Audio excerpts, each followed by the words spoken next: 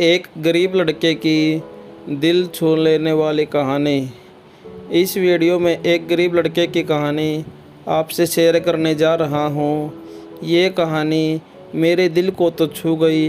अगर आप भी इस कहानी को पूरे मन से पढ़ोगे तो सच में आपकी आंखों पे पानी आ जाएगा। एक भयानक अंधेरी रात में मंदिर की सीढ़ी पर मंदिर में लगे लाइट की रोशनी में एक साधारण 15 साल का लड़का पढ़ाई करते दिखा। ठंड के दिन थे, वो ठंड से काँप रहा था, लेकिन पढ़ाई में खोया हुआ था। हफ्ते में 2 दिन मैं उस रास्ते से होकर गुजरता था। दिन में कभी वो नज़र नहीं आता। मुझे काफ़ी जिज्ञासा होती थी उसके बारे में जानने की। एक रात खाना खाकर मैं गाड़ी लेकर उसी रास्ते से गुजरने वाला था। सोचा जाते जाते कुछ पार्सल लेकर जाऊंगा उसके लिए। मैं पार्सल लेकर गाड़ी से उस मंदिर के पास पहुंचा। लड़का सीढ़ियों पर बैठकर हमेशा की तरह पढ़ाई कर रहा था। मैंने गाड़ी रोकी और उसके पास गया। मेरी तरफ जब उसने देखा तो वो मुस्कुरा दिया, जैसे वो मुझे पहले से जानता हो। मैंने उससे पूछा, बेटा तुम हमेशा यहीं पर क्यों पढ़ाई करते हो? सर, मेरे घर में बिजली नहीं आती, मेरी माँ बीमार रहती है और तेल डालकर दिया जलाने लायक मेरी परिस्थिति नहीं है, बस इसलिए मैं यहाँ आकर पढ़ता हूँ।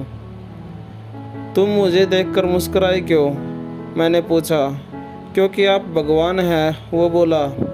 ऐसा नहीं है, मैंने कहा।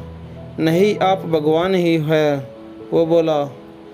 चलो वो सब जाने दो, मुझे बताओ क्या तुमने खाना खा लिया? क्योंकि मैं तुम्हारे लिए खाने का पार्सल लाया हूँ।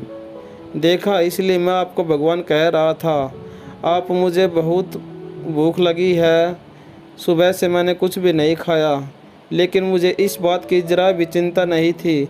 मैं जानता था वो भगवान जिसने मुझे भूख दी है वह मुझे भूखा पेट नहीं सुलाएगा, किसी न किसी रूप में आकर मुझे खाना देगा। और आप खाना लेकर आ गए। आप भगवान ही हो ना। मेरे पास कोई शब्द नहीं थे। अनजाने में ही मेरे हाथों पुण्य का काम हो रहा था।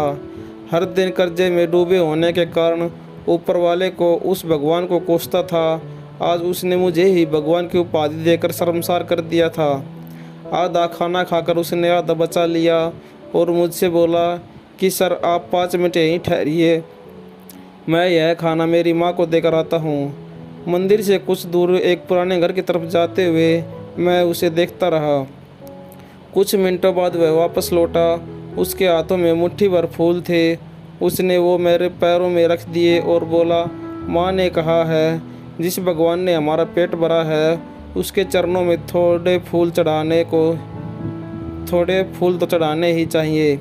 मेरी आंखें बंद हो गई और उसमें अपने आप आंसू निकल आए।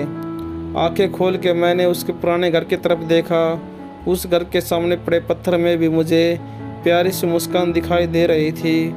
उस लड़के की आंखों में मुझे साक्षात भगवान दिखाई दे रहा था।